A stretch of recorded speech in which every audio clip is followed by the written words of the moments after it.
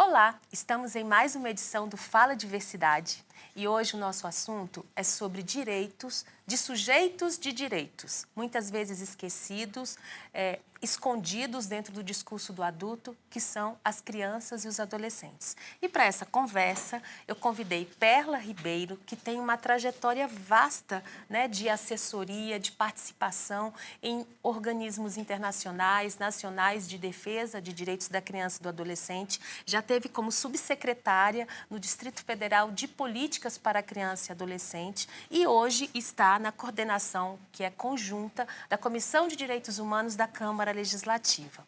Perla, muito obrigada porque você está aqui com a gente.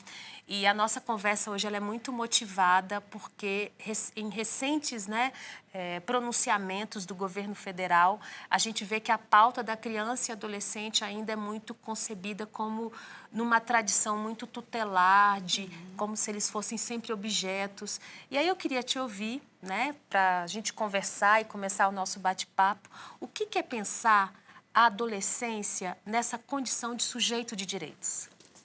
Primeiro eu queria agradecer, Cíntia, o convite. Bom, esse é um processo, né, histórico que é bastante recente na nossa história da nossa sociedade, enfim, no Brasil. A construção, a criança e o adolescente, elas sempre foram vistas, né, como uns objetos tutelados, né? Era como se as crianças não fossem sujeitos de direitos, sujeitos de desejos, de vontades, de saberes, né? Era como se fosse algo que eu precisava construir, ensinar, educar, doutrinar, né? Durante muito tempo, essa era a concepção da infância. E a partir do processo desde 1970, que começa uma reflexão a respeito, né, da criança em situação irregular e de todo o processo de como você tinha uma política voltada muito para a culpabilização da criança. Então, a situação da criança ela era vista a partir do indivíduo. Então, a criança, que nem a gente, em situação irregular, né? A nossa legislação, inclusive, apontava isso, né? Isso. Que era uma legislação no Brasil só para esse público específico, Isso. né? O que era muito ruim. Então, você não tinha uma concepção, não eram várias crianças, você tinha uma criança que o Estado precisava controlar. Geralmente, quem eram essas, né? Quem eram essas crianças? Eram crianças negras, pobres, de periferia, meninos em situação de rua, muito criminalizados pela condição em que eles se encontravam, como se fosse responsabilidade desse indivíduo, né? E, a partir, então, desse processo, né, inicia um movimento, né, no Brasil, isso concomitante com o movimento internacional, né, de compreensão e de entendimento da criança e do adolescente enquanto sujeito de direitos. Né? E o que seria isso? A criança e o adolescente ele é sujeito de todos os direitos que nós adultos, que outros, né, temos. Então, direito à educação, direito à saúde, à assistência, mas para além de ser sujeito de direito, é reconhecer uma especialidade e uma especificidade peculiar dessa faixa etária, né, que é a infância e a adolescência. Então, ao mesmo tempo que ele é sujeito de direitos, ele também está numa fase peculiar de desenvolvimento.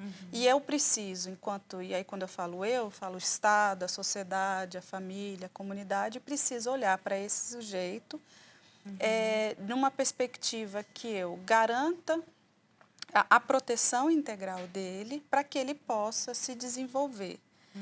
Mas sempre com o olhar de que é importante reconhecer a criança enquanto criança, o adolescente enquanto adolescente, e não com essa visão de que criança é o futuro da nação. Não, a criança é o agora. Para amanhã, né? E uma idealização também, Exato. né? Que está no imaginário do que é ser criança, do que é ser adolescente, né? Isso.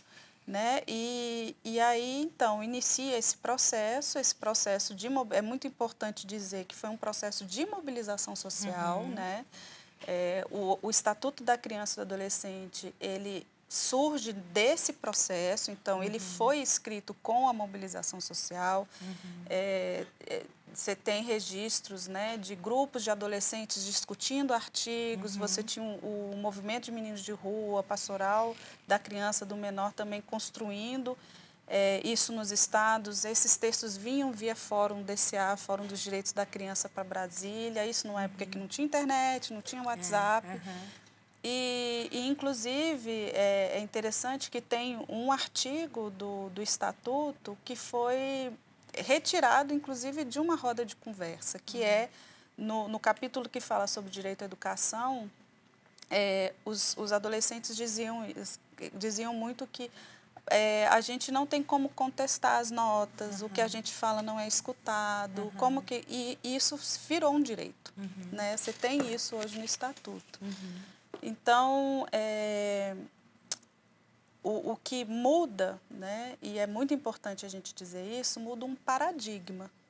E sabe o que é interessante? Só uma coisa que eu estou pensando, que em geral, quando a gente fala para as pessoas assim, criança e adolescente são sujeitos de direito, aí sempre tem um comentário que fala assim, mas só direito, né? É sempre essa ideia de que como a condição de sujeito de direito não tivesse implícito também uma condição de responsabilidade, né?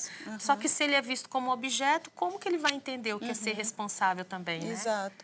Até porque a construção da criança enquanto sujeito de direito é ela fazer parte desse processo.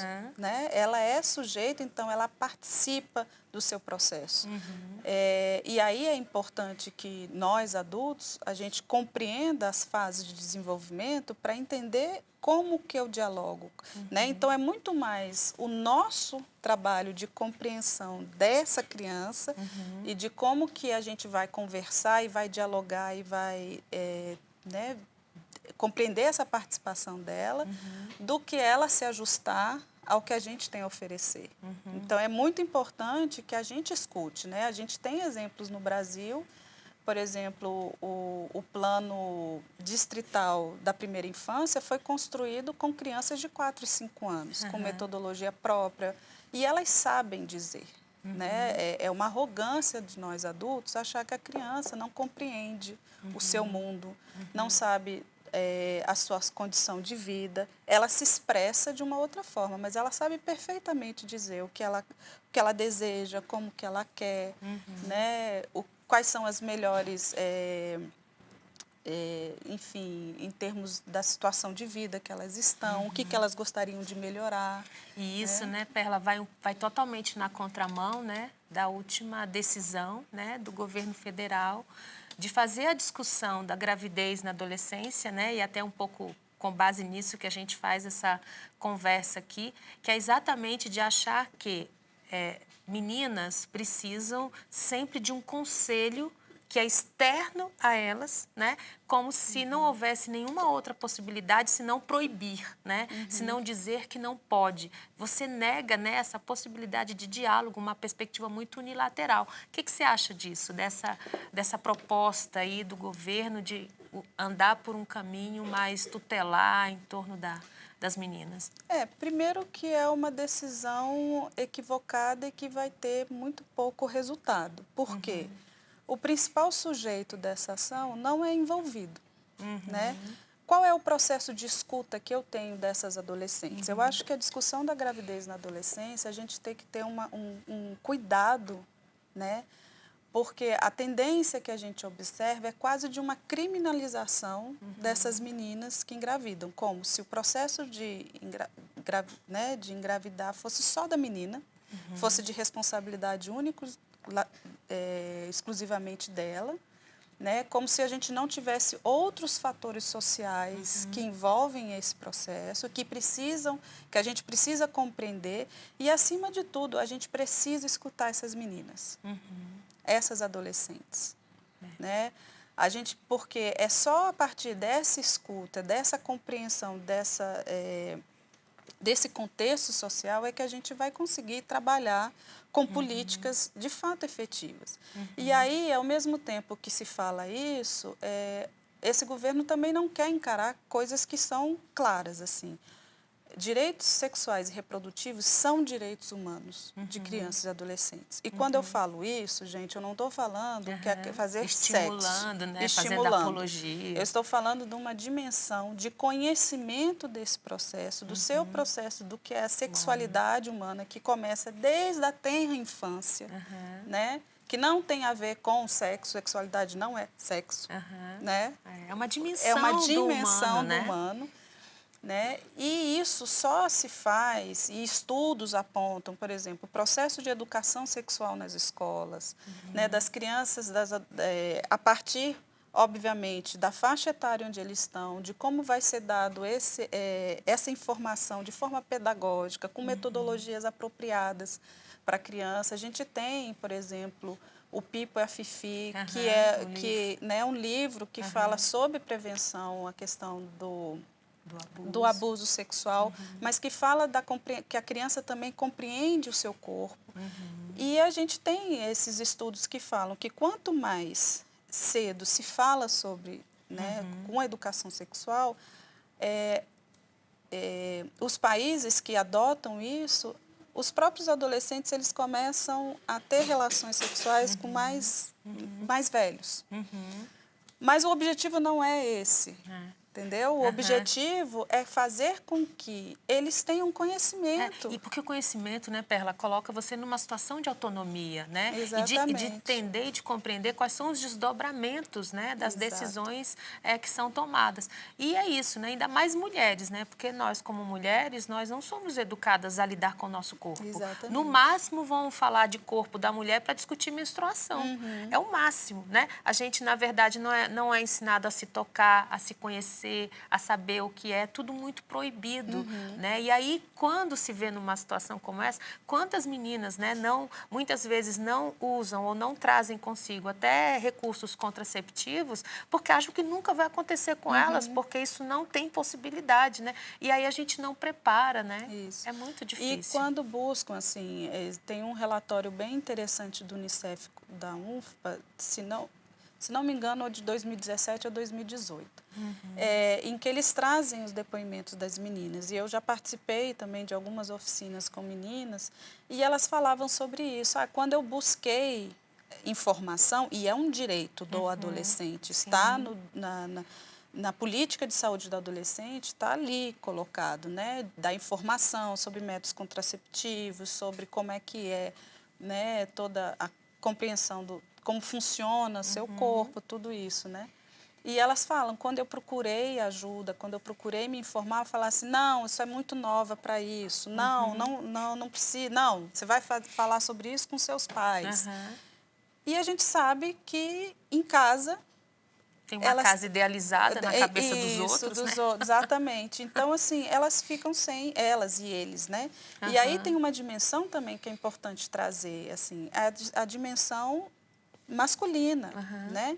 Essas meninas não fazem filhos sozinhas. Sim, é verdade. Né? E acabam sendo o foco, né? E acaba que todo o foco fica nelas. E qual é a dimensão da paternidade responsável, né? E são muitos fatores que envolvem essa discussão. Então, para além de engravidar ou não, eu acho que o mais importante, porque isso é uma decisão individual, e aí o Estado não tem que interferir nisso. Mas para eu ter condição de decidir, eu preciso conhecer, eu preciso saber, eu preciso ter informação. Então, quando a gente fala que direitos sexuais são direitos humanos, é na perspectiva de que as adolescentes, as crianças precisam conhecer. Elas, nossa, aí sim, é função do Estado, função da política de educação, da política de saúde, da política de direitos humanos, de assistência, criar políticas de informação, né, nem conscientização, gosto dessa palavra, porque parece que a pessoa não tem consciência. Que ela não tem informação de nada, né? Só que ela está o tempo todo dialogando, né, com a informação. Mas né? trazer exatamente esse público como sujeito dessas políticas, escutá-los, né? Não é falar que nós vamos falar para eles. Não, você não vai falar para eles, você vai escutar, você vai compreender esse processo e, a partir disso, construir as políticas. E aí a decisão ela é individual. Muito bom. Olha, o nosso tempo ficou apertado. A gente, né, Perla, que caminha juntas aí na defesa de crianças e adolescentes, a gente ficaria aqui por muito tempo, né, destacando tantas limitações, tantos desafios que estão colocados. Hoje, a gente está conversando com a Perla. Aqui no Fala Diversidade, a gente já conversou, fazendo roda, né, com adolescentes, porque é isso, a gente também, apesar de estar aqui falando dentro desse lugar técnico, né, especialista, a gente também entende que a construção, né, das narrativas aqui, e aqui nesse programa, no Fala Diversidade, também tem que partir do próprio protagonismo dos adolescentes, né? Então, quem está falando aqui, a gente não está falando, né, de um sujeito que está longe, a gente está falando de alguém que caminha, né, com esse público. Então, Perla, agradecer muito, muito, muito, topar, bater essa conversa aqui, e a gente sabe que é uma conversa que ela não termina aqui, ela fica no ar e o que a gente está fazendo aqui é isso, é disputando as narrativas hegemônicas que muitas vezes violam as existências. Não sei se você quer falar mais alguma coisa, tá tudo bem? Não, eu acho que é isso, assim, eu acho que o principal que eu acho que a gente precisa urgentemente, diante do cenário que a gente está vivendo atualmente, é de fato reconhecer a criança enquanto sujeito de direito, e de um princípio que é fundamental da Convenção, que é o da participação. Isso é importante mesmo. E é isso. E se você conhece crianças e adolescentes, se você é criança e adolescentes, é isso. Ninguém é do amanhã. Todo mundo é hoje. Tudo junto e ao mesmo tempo. E se você gostou do nosso bate-papo, curta a nossa conversa, se inscreva no canal, porque é isso. A gente quer na verdade, ampliar essa diversidade, ampliar, dar visibilidade para vozes que muitas vezes ficam escondidas. Muito obrigada, Perla, de novo. Um abraço, gente. Até a próxima. Eu que agradeço, querida. Um abraço. Obrigada, Perla.